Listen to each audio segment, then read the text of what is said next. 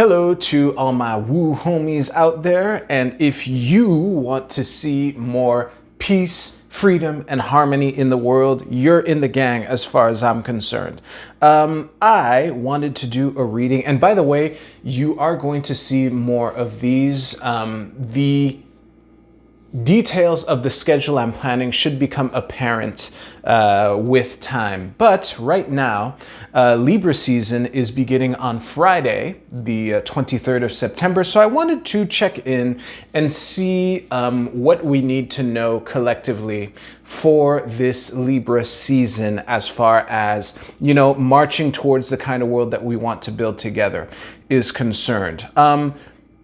While I was shuffling, the Nine of Swords flipped over, so we'll see how important that is, if anything. And as always, I have 3 Oracle cards here, which I picked on my gut. Feel free to pick whichever one resonates with you. It could be all 3 of them, it could be one, whatever suits your fancy. So I'm going to do a 10-card Golden Dawn spread, which should be apparent from the thumbnail of this video.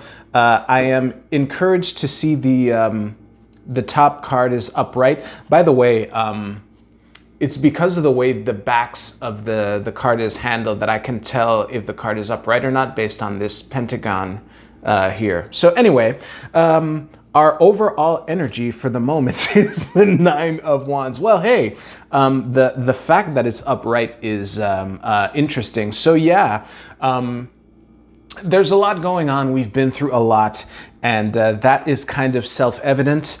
Now in the unknown or unseen influences, we have the 8 of Cups and the Page of Cups, both in reverse. So here's the thing. I'm not sure. I think what might be causing the difficulty and feeling of stagnation that I'm getting from this reading as a whole right now, and we're only 3 cards into a 10-card reading, is a very understandable, very understandable reticence or fear of presenting ourselves, of opening up, of being vulnerable with people. And by people, I mean, like, for lack of a better term, the normies in our environment. I totally understand that. Now, in the known or seen influences, we have the 4 of Cups and Justice reversed. Of course, Justice reversed is going to be here. Yeah, I think that the card that's confusing me right now is the 4 of Cups in reverse. But yeah, I think that having Justice reversed in the known factors that are going on right now is kind of self-evident as well. Let's move on. What I plan on doing is, once all 10 cards and the bottom of the deck are filled, are turned over, and before I move on to the Oracle card reading, I'm going to pause the recording and really absorb it, but I want to keep going. So in the past, leading up to this point, we have the Emperor reversed and the 2 of Swords. Interesting. This would strangely make more sense if the Emperor was upright, and there might be a causal relationship between the Emperor being reversed and the Page of Cups being reversed in this position here. It's almost as if I see this as a continuation of past hesitation leading into the current energy of the time. I'm glad to see that this card is upright, and oh, so is this one. This is a good omen. Oh, and by the way, I guess I didn't make the time frame explicit while I was shuffling, but since this is a reading for Libra season, the time scale is kind of like, the next 4 weeks or so. So I can see a potential coming out of our shell, and through the calm, composed, how can I say this?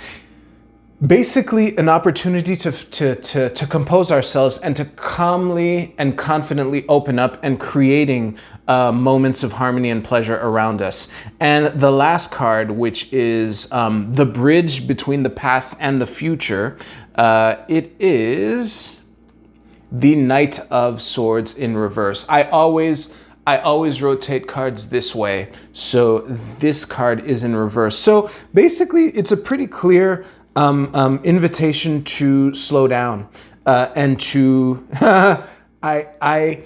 it annoys me to hear it, so I can understand how it would annoy you to hear it as well. But to be patient and to not think that these next 4 weeks or so, I don't know precisely how long Libra season is, and especially with Mercury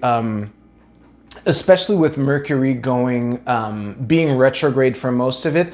I took a note at the space weather, and I know that Mercury will eventually go direct, as well as Pluto, and that Saturn, it won't exactly turn direct, but it will station direct and go direct like in the beginning of Scorpio season. But regardless of that, it's important to have realistic expectations of what is possible. And I think that is something to keep in mind. And I think that is through it's through the management of our own expectations for ourselves that we can find the opportunity to share ourselves with those around us. Because I think what is making, what might be behind the reticence of being vulnerable and sharing our true selves with the normies around us, again, for lack of a better word. I don't like using the word in this context. I use the word normies all the time in my personal life, but for this reading, it feels off. I just wanted to caveat that, but I can't think of another word right now.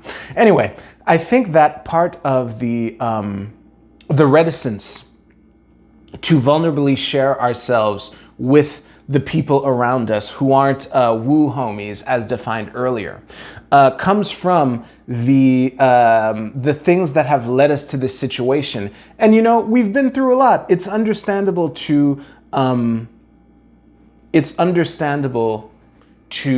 have that fear. And I think that we can use this Libra season as an opportunity to really focus on what is possible and to take small, measured steps towards that. So before jumping to the Oracle card portion, I'm going to pause the recording and see if there's anything else that I can extract from this reading. Give me a second. All right, so I did some quick stats, among other things, while the recording was paused. And 6 out of 10 cards are reversed. 7 out of 11 if we count the bottom of the deck here. And the other thing that leapt out is that there's a lot of emotion, like 5 of the cards in this reading are cups, so it's emotion. There's a lot of emotional energy in this reading and potential for more, but in the positive sense. It is very eerie and encouraging that the 2 cards in the future position are, more cups, but in the upright position. The only 2 water cards that are upright in the reading are in the future, or incoming energy, so to speak. And that the bridge through that is patience and to not want to do it all in one go. And I think the key thing to consider, because I have the feeling that Libra season, for a lot of us anyway, is going to be an opportunity for us to lay the emotional groundwork in order to march forward from there. Because the element of earth is completely absent from this reading. We have air, we have a little fire. Arguably, the world could be considered earth, but it's a little complicated. It depends on your school of thought, which is why I said that there's no earth. Some people would consider that to be the case. But the message of the elemental dignities and predispositions of this reading is that I would expect very little concrete, tangible progress to be made over these next 28 to 30 days or whatever. But a lot of opportunities to put ourselves in a position where we are able to handle the tasks that are ahead or that inevitably come ahead. So yeah, just be patient. And I think that through the emotional mastery, we can start, reaching out to people. Because there's a lot of closed off energy here. And I think that we can be the vessel through which the close-offedness opens up, basically. So that is it for the tarot portion. Let's jump to the oracle cards. So if you chose this card here, your card is Last Quarter Moon in Libra. Make time for self-love. How fitting. Actually, it's fitting, but it's also a reminder because through the emotions that I brought up time and time again. I mean, how could I not with all the fucking cups in this reading here? I was more focused on dealing emotionally with others. But this, and it's fitting that the moon is in Libra,